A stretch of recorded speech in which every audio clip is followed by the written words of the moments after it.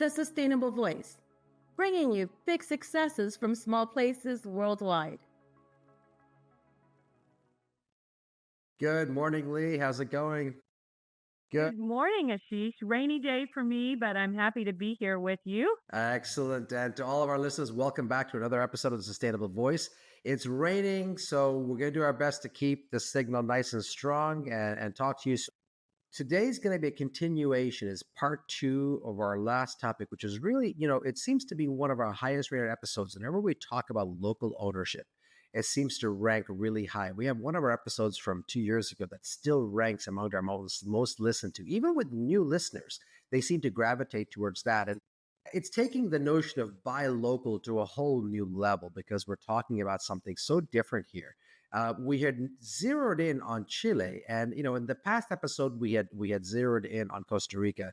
Here we're zeroing in on Chile because of a divide that was forming in that one. What did you think of the last conversation? I think there was a lot that was there to unpack. Any initial observations that you had from our last conversation? And by the way, this is a shameless plug for our listeners to go back and listen to that if they haven't already. All right, go ahead. Yeah. Well, it's the same as it always is. These unintended consequences. I mean, I think that that's what keeps hitting home to me is no matter where the good intentions might lie, they often don't. They don't have the correct end result. It just we keep seeing this over and over again, and it just makes me wonder is it ever going to get right? Are we ever going to do it right? Well, I have to tell you, do you realize that you and I meeting and you and I becoming co-hosts on a podcast was also an unintended consequence? No, it was. Yeah, think How? about it for a second. Okay, think about it for a second. So we were doing presentations together, and this was before the pandemic, and it was just you had this really cool business that allowed us to basically take a message that we had and pretty much just blast it all over the industry, and had an attentive audience. And then the pandemic happened, and of course, during the pandemic, you and I got a lot closer. During the pandemic, we started working a lot closer together. We had different projects. We started entering with some live events, virtual events.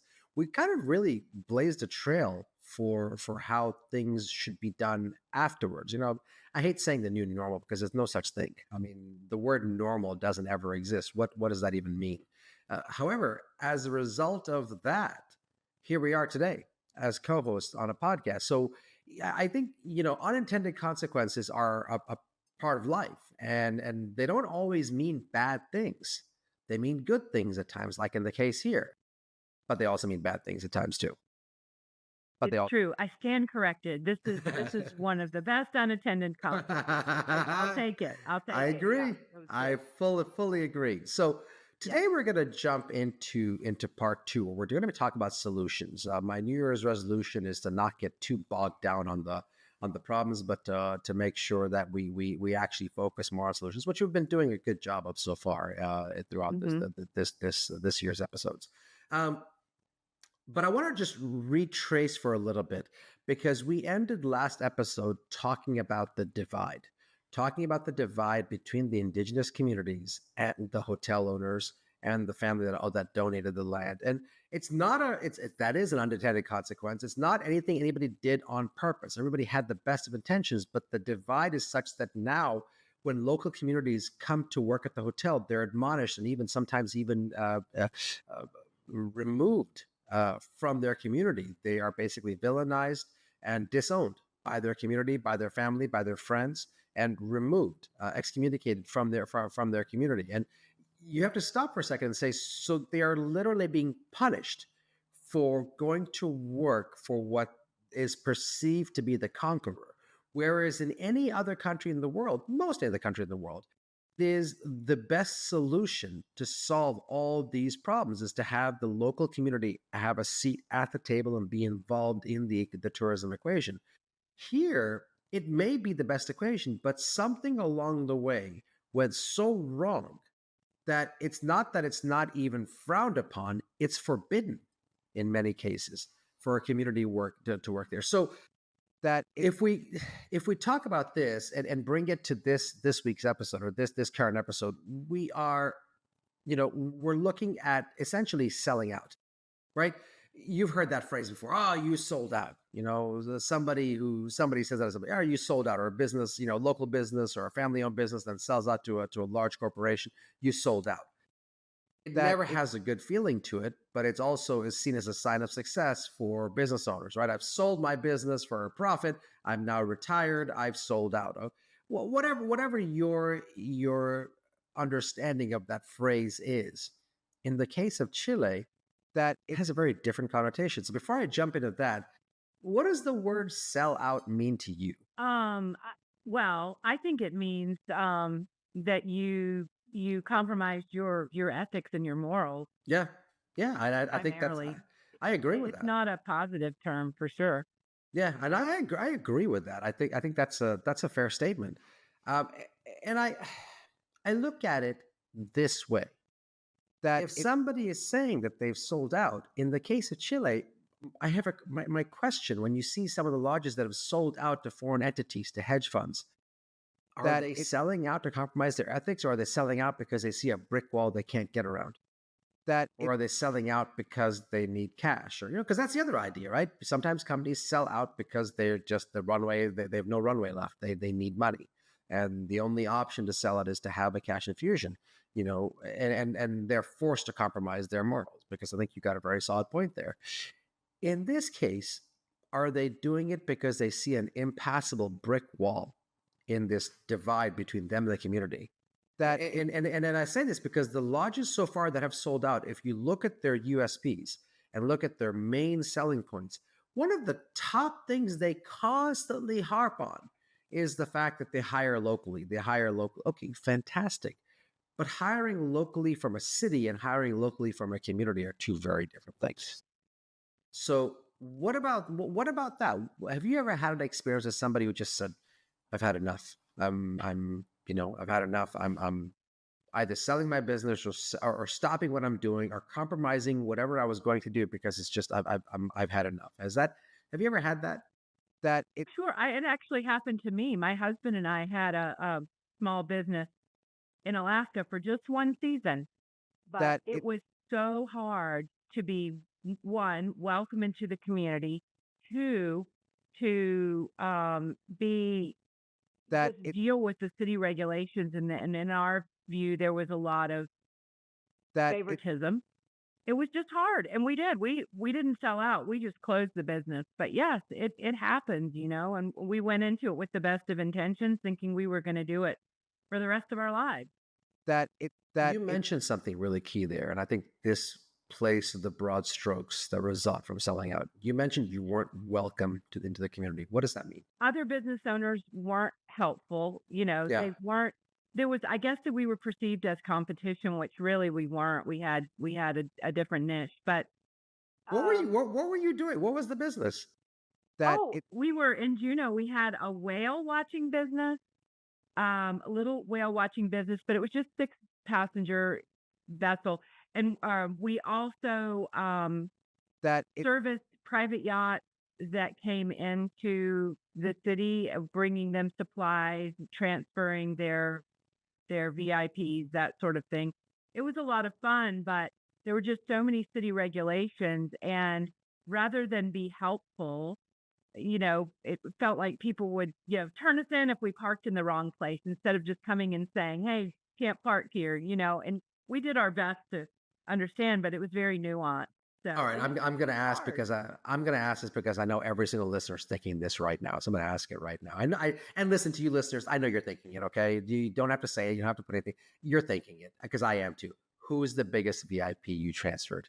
The biggest was the Tyson family, so Tyson Chicken. The Tyson family. We moved a lot of people who were the type of families who wouldn't even all travel on the same jet for fear of losing the dynasty, Sure.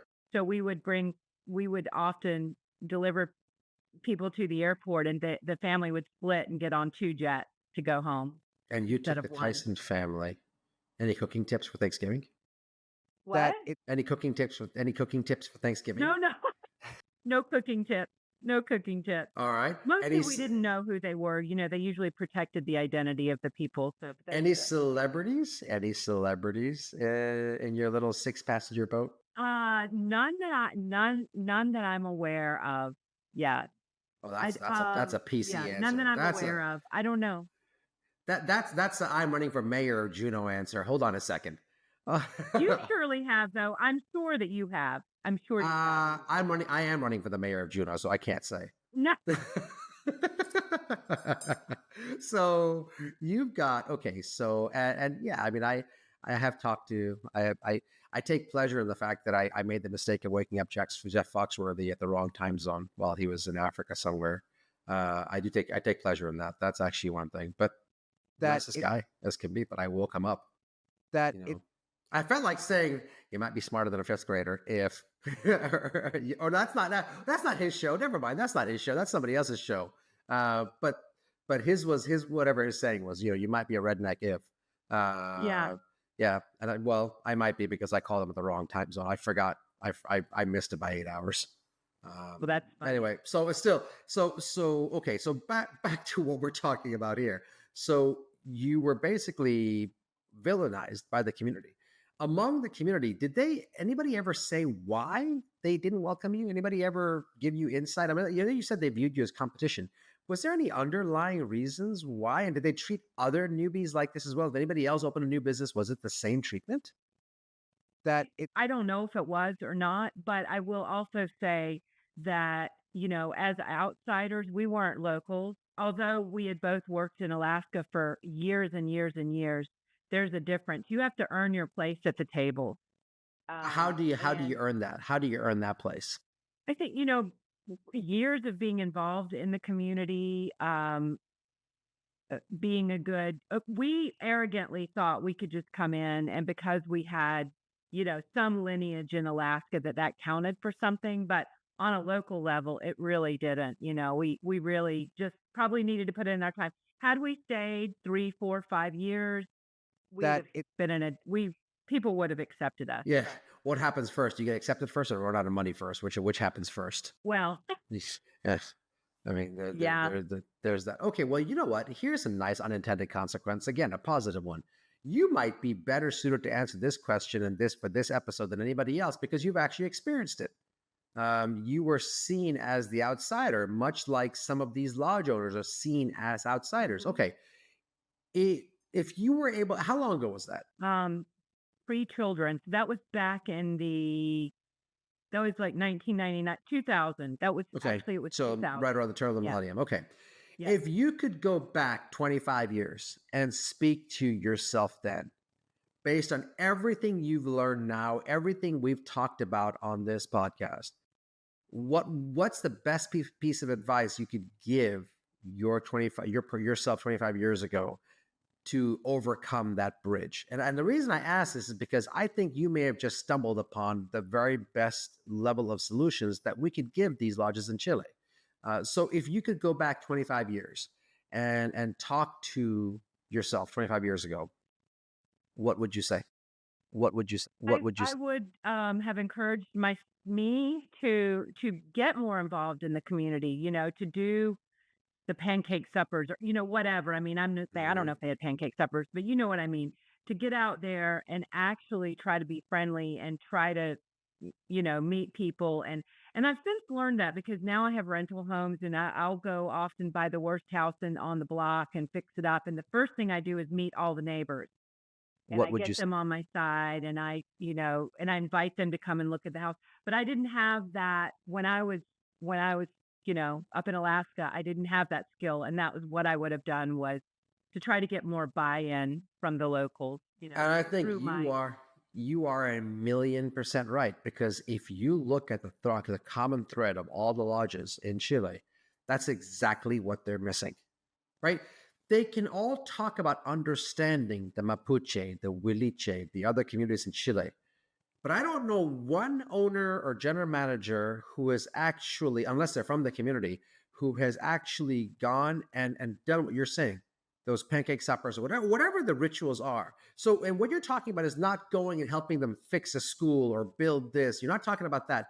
You're talking about partaking in their rituals, to coalesce with them, to basically feel like you are them, to earn their acceptance, right? Not ask for it, not expect it, to earn it, because you're willing to come in. And this is something that across the board. I remember I talked to a lodge manager in the northern part of Kenya, and he's also the owner. Him and his wife opened this beautiful place in northern Kenya. Speaking of VIPs, I checked in the day Chris Hemsworth was checking out.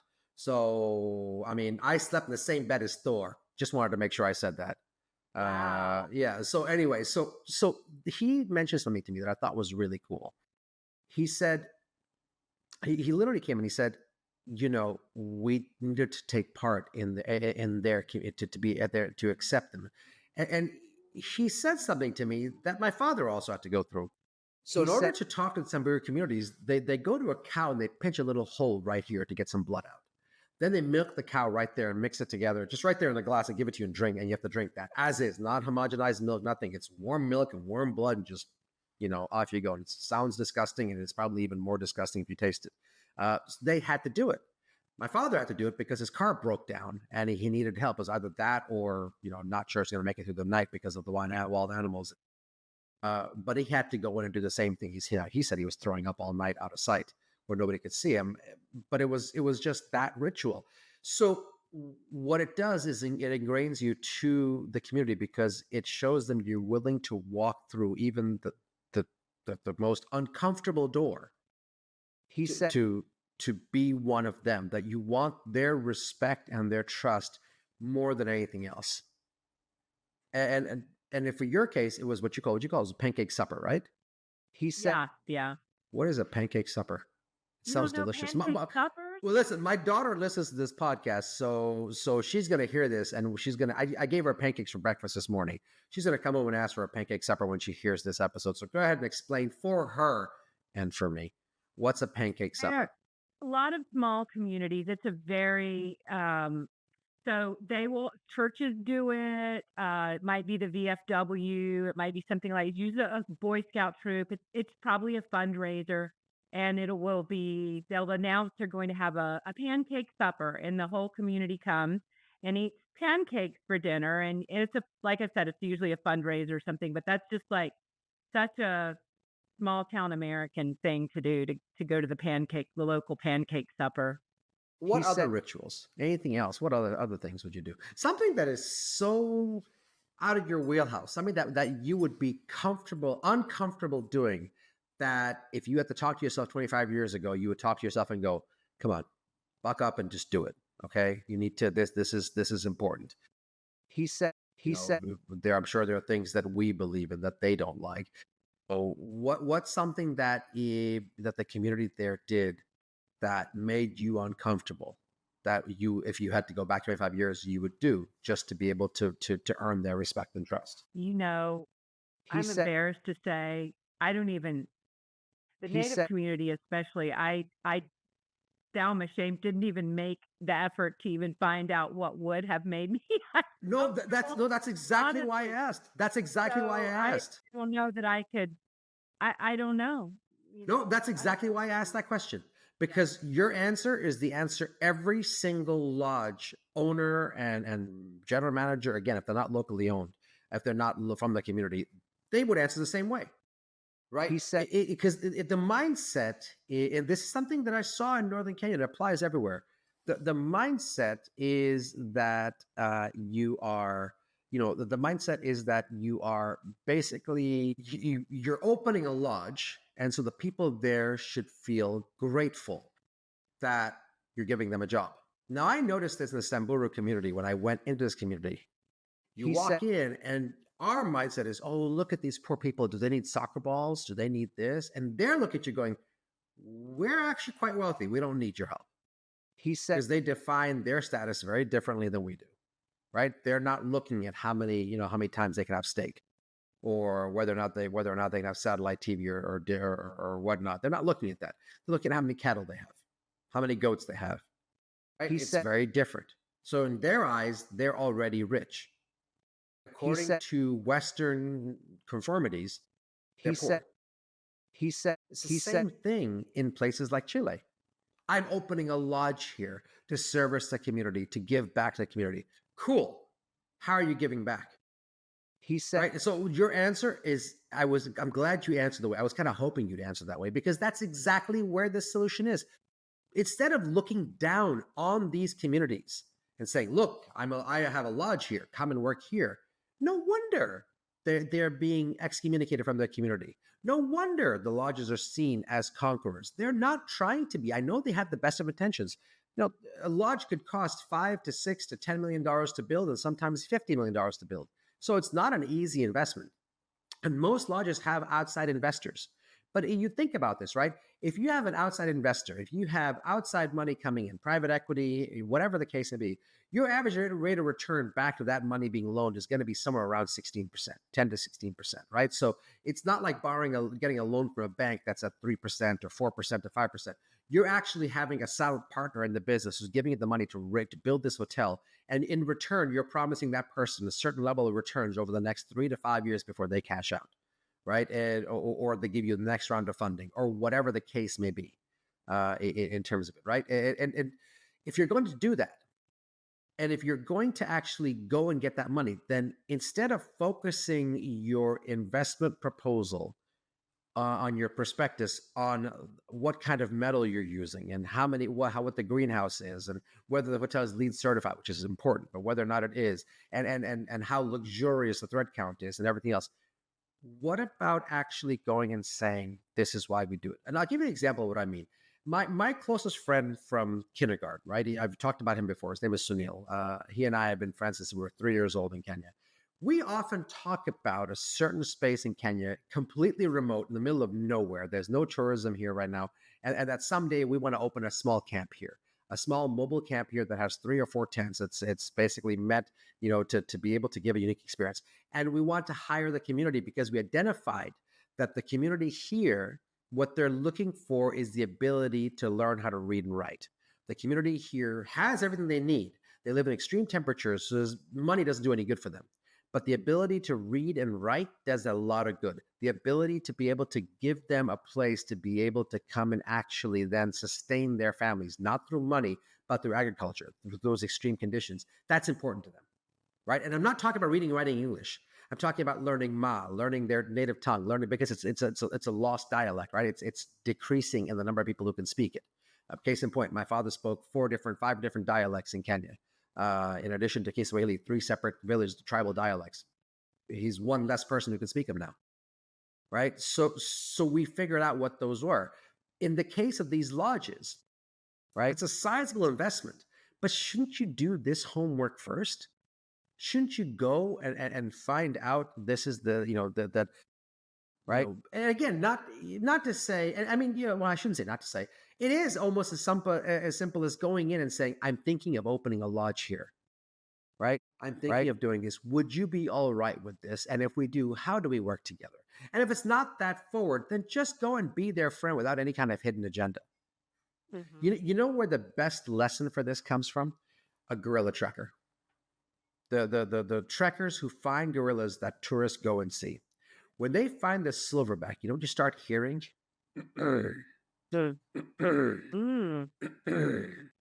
Right? And what that trekker is doing is instead, you see those movies where they're trying to teach chimpanzees sign language and gorillas sign language. That Dian Fossey was trying to teach gorillas sign language, and that's very great.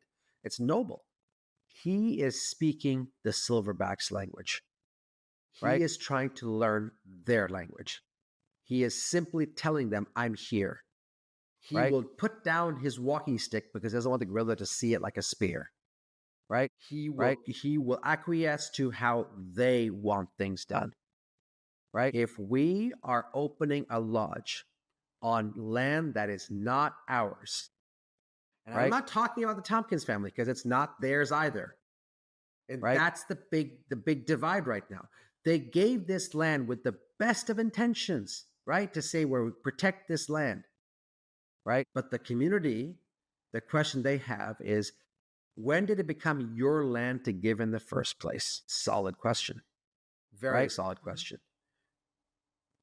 So that part's already done, right? That the damage is done. And I am fully believing that these lodges that are selling out now, there's a variety of reasons why they're doing it, right? Whether it's to a hedge fund, to a foreign entity, it could be a cash infusion. That's definitely one of them. It's so they have a better support in terms of filling their bed nights. That's another one.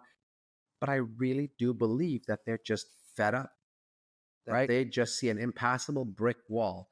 And it's not their fault. It's a flawed product from the beginning, Right. right? So the answer is to find the next section of Chile, whether it's the new Patagonia, whether it's the new Atacama, whether it's the new Altiplano, whatever it is, Right. and start the conversation with the community. This is what went wrong over the last 50 years. This is, I hear you. I hear what you are saying. This is what I have learned. I can't fix what's happened, right? It's the same conversation we talk about when we talk about the Emancipation Proclamation, right? We can't take back, with the Indian Slavery Act of 1843. The oppressors of India, the oppressors of African American people in the U.S. and other parts of the world, and of Africans in general, they cannot take back the oppression that was done generations ago. You Right. cannot undo it. Doesn't mean you just ignore it. This Right. happened. This Right. happened. It was not intended. It was not the case. I can't take it back. How do we move forward? And if there's no moving forward, then don't build the damn lodge there. Right. Right? I mean, that's simple as that. Then don't build it. There's your investment prospectus right there. If they don't want you to build the property, then don't build it. Then Right. go somewhere else and until you find a place that will. Because it will happen when you find a place that will and they accept you. Then Right. somebody else will accept you. Then somebody else. Right? Go back to yourself 25 years ago. If you had gone and actually bonded with the community, right? Right. Indigenous and otherwise, bonded with them first, right? They said, and go to their pancake suppers. And one part of the community accepted you. Wouldn't they then tell others, hey, these guys don't mean any harm? 100%. Right? 100%. Let's take gorillas. Let's take gorillas, right? Yeah. Gorillas, if you go trekking to silverbacks to gorilla families in Rwanda and Uganda, you go to the normal trekking areas, the families are there. They are now understanding humans don't mean Right. danger, which is why their populations are growing. They're going up. Right. You don't think gorillas you don't think they communicate with each other? Of course they do. Right. Of course they do. Of course Right. they see. It's not just forget gorillas. Let's take lions. You go on safari and that pride of lions who is not threatened by us. They should be, but they're not. They've eaten a heavy meal and they're lying down. They look up and see the safari vehicle. Oh, I'm going back to sleep. They're used to it. What has happened? They've accepted us, right? Now, that may Right. not be the exact same analogy, but that's really it. Like, what came first, the chicken or the egg? Right? What came first, the cart or the horse? In this case, the answer is neither. What came first is the track or the road, Right. or Right. the farm. What came first, chicken or the egg? Neither. The farm. What came Right. first, the horse, the horse or the cart? Neither. The path. Right. Right. Right? Right. That's the solution. And Leigh, you uncovered it. You completely uncovered it.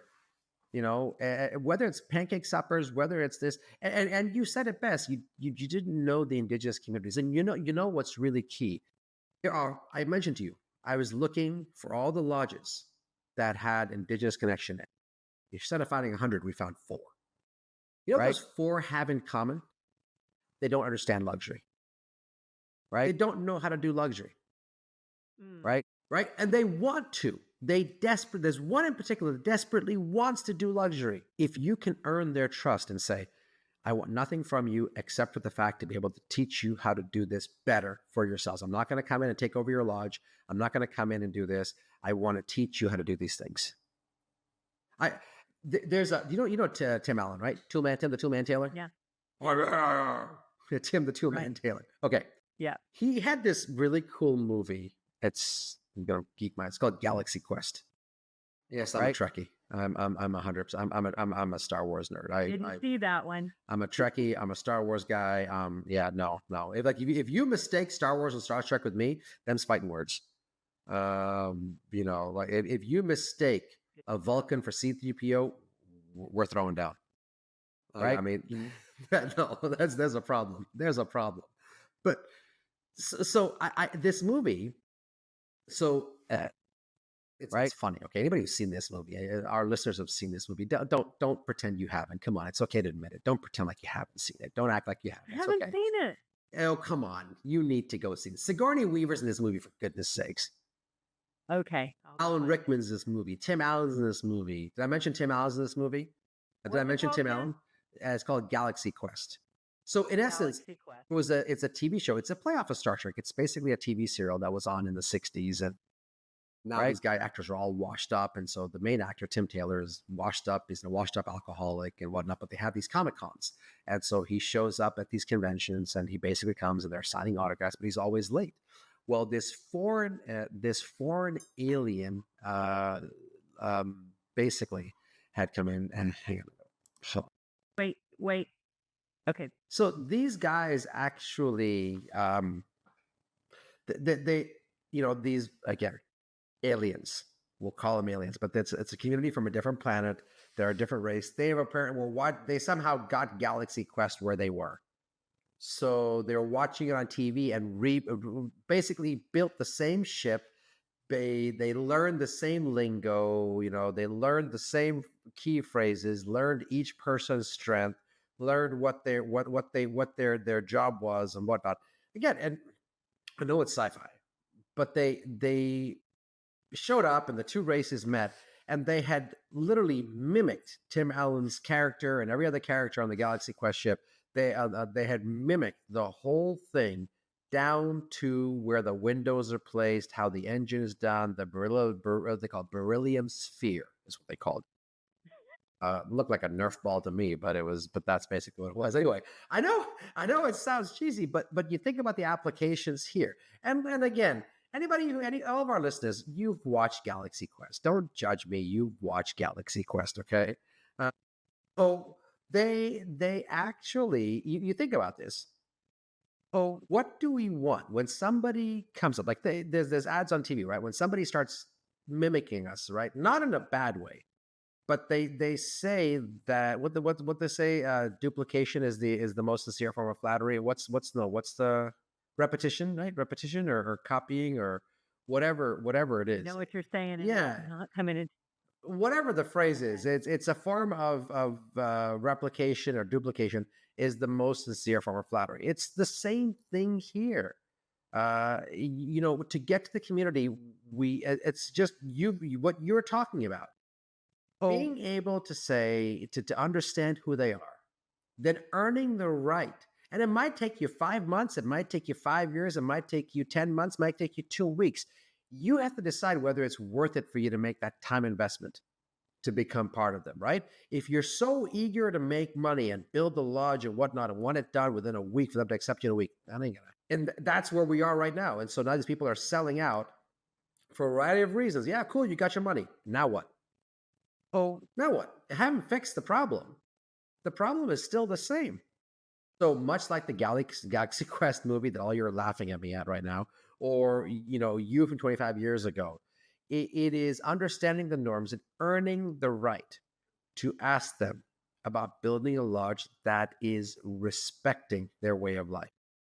Oh, and so we're gonna do a quick role play. All right. Leigh, if I came to you and I said, Leigh, I want to build let's say I want to build a house on your street, right? I'm going to build it with barrel tile roof, and I build it with stucco, and I'm going to build a driveway with a gate and whatnot. What would you say to me? It'll look completely different than anything else on the street. Yeah, I probably say you have to talk to our HOA. HOA is the most. That is the hardest community to crack into.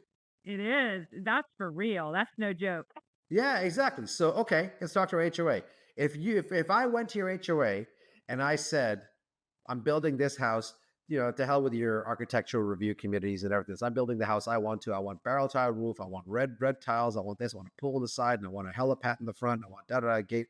What would you say to me? What would your HOA say to me? No. Exactly. They'd say no. Yeah. Now, if I spent time working on the HOA, well, this is a great example.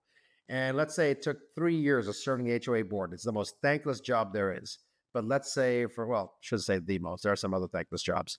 But this is one, right? It's a thankless volunteer position.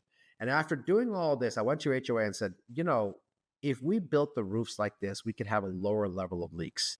If we built the house like this, architecturally, if we built like this, we could have them last longer and not have to do as much maintenance. We could save the community this much money, the residents this much money over the course of X number of years.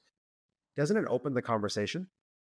It opens the conversation. I'm doubtful you'd ever get there, but at least it does open the conversation, and it does demonstrate that you're trying. And they may still say no. And that's the same part of the community. The community may still say no. It demonstrates you're trying. And if they still say no, well, then you shouldn't have been building a place there in the first place.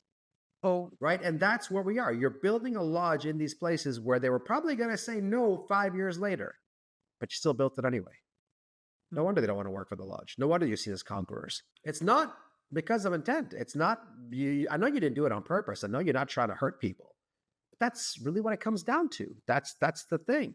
So I think the solution we've come up with here is a solid one, and it's not multi-pronged. It's not even complicated. Go be part of the community and go watch Galaxy Quest. Go watch Galaxy Quest. I will tell And you a sweet little story do real tell. quick. When Caroline worked in Whittier, Alaska for 3 summers, and she worked for Lazy Otter coffee shop and charters, and Kelly and Mike have been in Whittier for 20 years, and I think they're welcomed into the community now. But I went and visited in the coffee shop.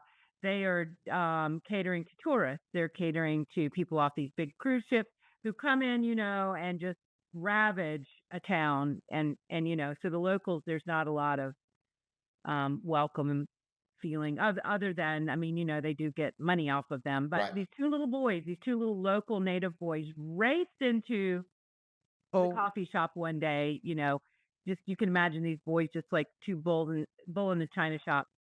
And they sidled up to Kelly and they said, "How much is your ice cream?" And she looked at him and she said, "I don't know. How much have you got?" Want that because she's a businesswoman. She's there to sell to tourists and to make money. But it was different for the local kids. It was how much do you have? And she was willing to sell what was probably a $4 or $5 ice cream to them for a quarter. Yeah. And that was just good stewardship. And I remember that meant a lot to me that she did that. Yeah, 100%. I'll tell you one as well. This just happened just a few days ago. I was a teacher for a day. Yeah. I went to my son's high school and I taught 3 classes on travel tourism because they asked me to come in as a guest speaker. One of the classes, there was a young lady, middle row, 3 seats back. She didn't speak in English. She was from Guatemala. And I started talking and she was falling asleep. And so I started thinking, I said, this person's falling asleep. So I stopped and I asked a question, and I purposely asked her to answer. And the lady in front of me, the nicest, the younger lady in front of me, in front of her, looked at me and said she doesn't speak in English. I said, From that point forward, I taught the entire class in Spanish. And you know what I found out? I started talking about ancient civilizations and about what we can learn from them. And I mentioned the Mayans. And all of a sudden she whispers and she's giggling. I said, ¿Qué hace? And she tells me in Spanish that she's Mayan. Aw. So at that point, the rest of the class wasn't really, didn't really talk to her. They didn't know her story. They just, left her there. And I'm sure at some point the school probably even thought she was a lost cause. Right. Wow. So I remember I looked at the school and I said, you know how important it is to be Mayan? They go, what do you mean? I said, who here likes salt? So they all raised their hand. I looked at her and I looked at her in Spanish. I told her to say, you're welcome, in Spanish. And she looked up and she says, de nada. And then she goes, well, he asked me, why'd you say that? I said, it's because I heard that all you have salt. And then we talked about something else. And how come this? And, well, they set up and say, like 3 separate times, set up, say de nada. So she said de nada. And it's okay. This time I said, get up and say con gusto. So she got up and said con gusto. And by the time we got into the class, she was dialed in the whole way. And the teacher came to me and she goes, you are such a dynamic speaker. She said, you got to, I'm going to have you come back here once a year to talk to these classes because you reached every single person. You know, it was a rapid recall, remembering. And she wanted to be a doctor, right? What did I do in that class? In 50 minutes, I basically went and I took the class down to just me and her. Oh, And then it was another person, me and that person, me and that person, me and that person. oh, If you're a lodge who is building in these places, you can't undo what's already done. oh, But you can go to the community and make it just about them. Make them feel like you are the only people that they are talking to, that you are talking to, that they are the only people in your universe at that very moment. And for God's sakes, try to hide the fact that you're about making money. oh, Just try to hide that fact, because that's the other part of it. Going in and thinking, oh well, I'm going to build a lodge because I can create jobs and they can make money and whatnot. How do you know they need money? How do you know they're actually poor? How do you know that they actually are a charity case? What if they're not? And now you just offended them again. True. Pretty easy solutions. All right. I think you need to go there and be a mediator. Oh, if I'm going there, I'm taking Galaxy Quest. I'm taking Galaxy Quest downloaded and I'm making them all watch it first as part of the Take the negotiating really tactic. Here with you and I am going to basically say, help. never surrender, never give up, never surrender. That's the slogan. That's the slogan. That's the captain's slogan. So here's what we're gonna do. As part of a negotiating tactic, I'm gonna make both sides sit down at the table, and before one word is done, we're gonna watch that movie twice, and then we'll negotiate. Twice. Oh Lord. Twice. Okay. Never give up, never surrender. Big ask. All right. Well, I think before I get myself in real trouble, we should probably quit while. This has been fun. This has been a lot. This has been a lot of fun. And what are you going to do after we're done today? What are you going to watch? Galaxy Quest. oh, Had a girl. Had a girl. I'll go watch it. It's a rainy day. It's a good day for me. There you go. I expect you to know some of the notes. I expect you to know. I expect you to know what the Mokhtar chant is when you're done. Okay. So by the time we come next Good episode, Lord. I expect you. I expect you to know the Mokhtar chant. Mukhtar chant. Yeah, I expect you to know the Mokhtar I feel chant. like I'm getting ready to enter a cult or something. Oh no, it's so much more than that. It's So much more. Okay. All right. All right. Well, Challenge until accepted. good, perfect. Well, until next time, to all of our listeners, thank you for joining us. Remember, there are small solutions to all these things. We just have to look hard enough. So Oh. keep inspiring people and keep being the best version of yourself. Bye, everybody. Thank you for listening to The Sustainable Voice. If you have a success story of your own, please reach out and share it with us. Would love to hear from you. See you next time.